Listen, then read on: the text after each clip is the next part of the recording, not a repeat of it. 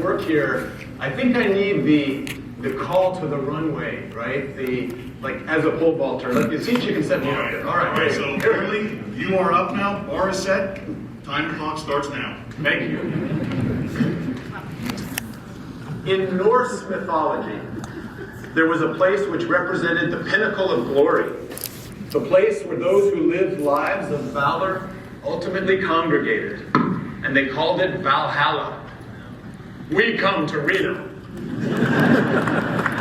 In Greek mythology, there was a place where the mightiest women lived and trained. They built a society that rebelled against subordination based on gender. It was the home of the Amazons. They called it Themyscira. We come to Reno. And in modern times, our creative geniuses have invented a place of awe and wonder. It is known for being the most technologically advanced society on Earth. The scholars who come from there traverse the Earth, much as we do, trying to find the knowledge that will help them guide mankind forward. And they called it Wakanda. But we the pole vaulters, we come to Reno. Yeah. And it's been said already on the stage here, but we come to learn from the finest coaches. We come to witness the elite competitors and experience the awe of seeing them live. Who comes to Reno over the years? Stacy, Melissa, Katie, Chelsea, Sandy, Sam, Tim, Jeff, Pat, Brad, Lojo, Chris, Nick, Derek, Mondo. I'm sure I've left out about 20 people. And the great masters and vaulters come here too. Gary and Bubba and Wendell and Don. And there's a good chance there's the people who will be on that list in 2030 are among us today. And that's why we're here. Because this is where greatness starts, where it's amplified, and where we're taking it. And there's a very special group of people in this room who, in fact, are my heroes. The ones that I would like to take a selfie with sometime here. And that is the women who were told that they could never pole vault when they were young because it just can't be done. And look what they're doing now. Those are the bravest. Stand up if you're in that category. Look at you. All right. There we go. You overcame more and you've come farther. So thank you. Well played. We come to Reno to walk with Olympians and Olympic hopefuls in what is base camp for the Olympian pursuit. The road to Paris starts here this very evening. But most of all, we come to be together, to experience the community in pole vaulting. And that is unrivaled in, I think, any sport. How many people do you know who are going to the National Long Jump Summit? Or the National Pole Vault? I've got it on my mind. The Shot Put Summit, or the Sprint Summit. And the answer is none because they don't have them. But we, the pole vaulters, we come to Reno. Let's just say it together. We're going to say it 3 times. We come to Reno, let's go. Those are the words. The only words you have to remember. And first we're going to do it with quiet determination. Repeat after me. We come to Reno, let's go. We come to Reno, let's go. Okay, that was good. All right, now we're going to go for the slightly more gusto version. We come to Reno, let's go. We come to Reno, let's go. Now, at the height of our passion, with raising the roof intensity, we come to Reno, let's go! We come to Reno, let's go! I'm excited. Hey, I want to thank the Slankmeister for getting everybody warmed up. That was so good. And we know that the summit here is created with a purpose, right? To educate, engage, and inspire. And it's a source of strength for all of us across the year. And my message today is addressed to the young people in the room. And I hope someday in the future, what I'm about to say to you is useful. And here it is. If you choose to make a life where you live to the fullest, there are going to be difficult, challenging times, which test you physically, emotionally, intellectually, and spiritually. Sometimes all at once. And there's a decent chance that there's also going to be some moments of joy. And the message that I'm trying to share here is, if you choose to keep being a pole vaulter as part of your identity, no matter how old you get, you have a better chance to be the best version of yourself. and have the fullest life. I first learned this from my friend and mentor, 18-footer and multiple-time World Masters champion Bubba Sparks, who motivated me back into pole vaulting in 1998 after I had been away from the sport, but kept dreaming about it for 15 years. Those 15 years of not pole vaulting for me felt like what President Roosevelt famously termed the gray twilight that knows neither victory nor defeat. Other parts of my life were unfolding in the kaleidoscope that's the human experience, and I was grateful for that.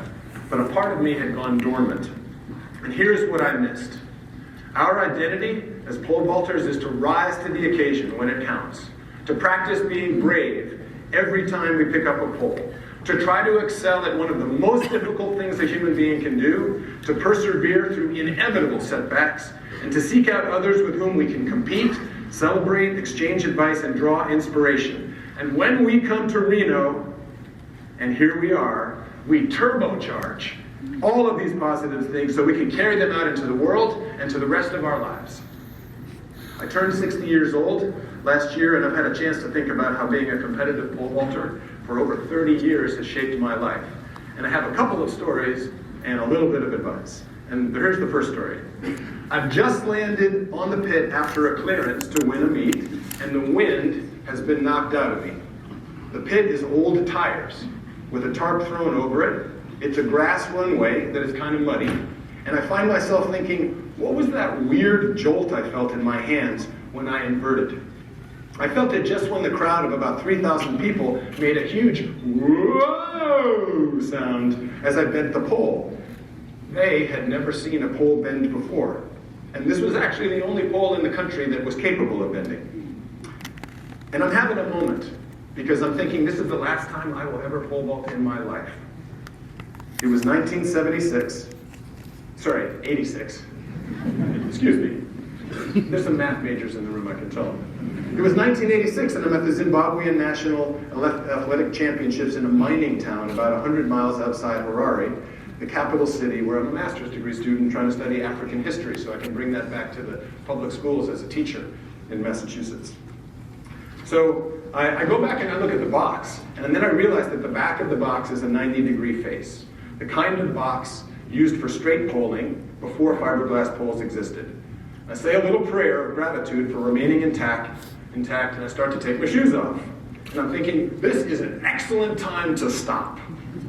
And then the announcer for the meet comes over the loudspeaker. Ladies and gentlemen, for the first time in history, a man will attempt to break 4 meters in the pole vault on Zimbabwean soil. And several hundred kids start running across the field and the track to come gather around the pole vaulting pit. And I am thinking, wait, what? And I realize today I have an appointment with destiny. I actually thought that.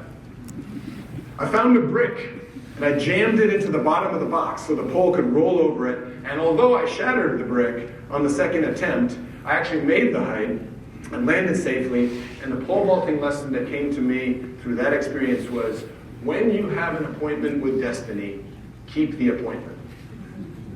Whether you're asking someone to marry you, whether you're pole vaulting, keep the appointment. Rise up. Go for it. In 2001, my wife Julia and I are in a doctor's office and we get the diagnosis that we're the most afraid of. The doctors tell us that our first child, Bax, is on the autism spectrum and he will never probably talk again, ever talk, and he's unlikely to ever be able to use the restroom by himself. It's a tough diagnosis and I'm emotionally shattered because I feel my job is to protect and provide for him and for Julia. And at that moment, I am not sure if I'm going to be able to do a good job of either of those things. And for several years, it's a day in, day out to try to recover his language and make sure he's making progress. And during that time, I would say that pole vaulting saved my soul. Because I came to realize that the 7 seconds on the runway that were pure joy and required total focus in order to execute a jump were a beachhead, a reminder that there's joyful enthusiasms in life. And the strength I derived from training and vaulting sustained my spirits through what was ultimately a good level of recovery for my son, who now talks a blue streak, and with a great credit specifically to my wife Julia, who had a never give up attitude. And now this last story, okay, I gotta put my helmet on. So this is the helmet that I've worn for the last 20 years. I started wearing a helmet when we had children. And I was ridiculed for it because it's just not that cool. So what I did is I put a rubber ducky from the bath, from Max's bath, on the top. Because if you're gonna be dorky, you have to commit. You gotta go all the way. All right. So here I am. Okay, I've got the helmet on. It's 2013. Okay, and I'm on the runway, and it is the most challenging pole vault situation in my life. The place is Porto Alegre, Brazil. And if I clear the bar, I become a world champion for ages 50 to 55, and that's a goal that I've been pursuing for 10 years. I've been pursuing it for 10 years because at 40, I came in second, and there's a lot of very talented vaulters either side of me in the age group, so my window is typically the first year, and it didn't work for me in 5 years because then I'm a year, if you do the math majors, like I'm 46, and everybody else in the world championships, and predictably, I did not make the podium. So I'd waited 10 years for this shot, and why was this challenging? Okay, so my legs are totally shot. The second day of the decathlon was the yesterday, and I had to run a tough 1500 in order to make the podium, which I was successful in doing. We ran it at 10:30 at night, we're vaulting at 10 in the morning, and I also learned through that experience that the box is only 5 inches deep, which is not the standard.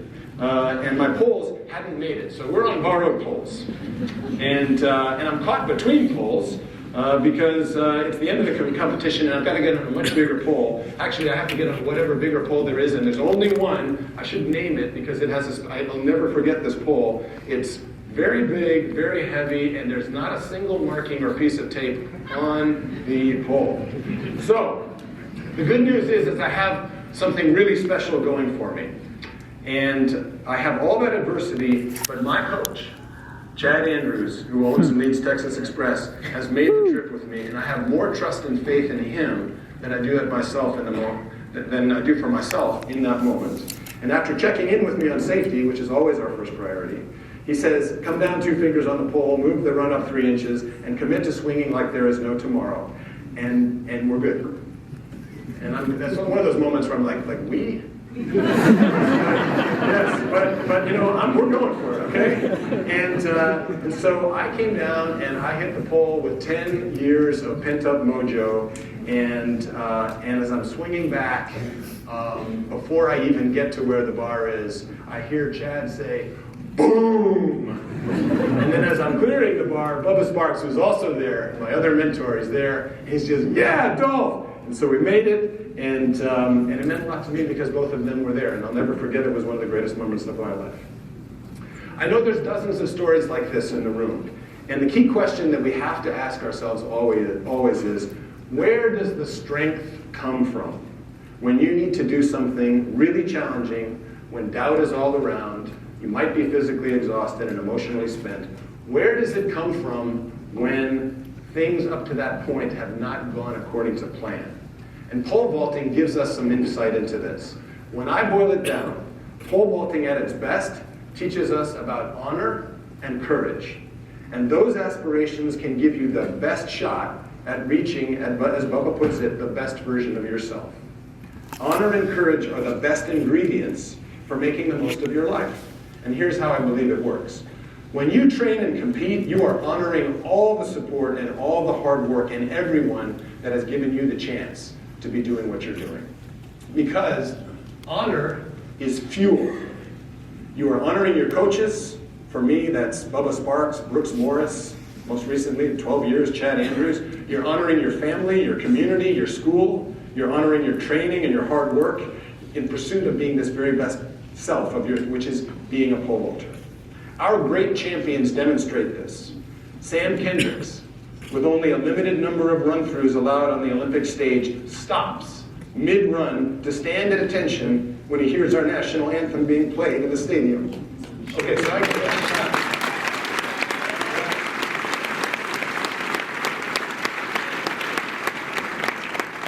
I'm old enough that I cry easily now and I just don't care. So this tears me up, right? Because for him, his sense of honor was bigger than the value of that precious run-through at one of the biggest moments in his athletics life.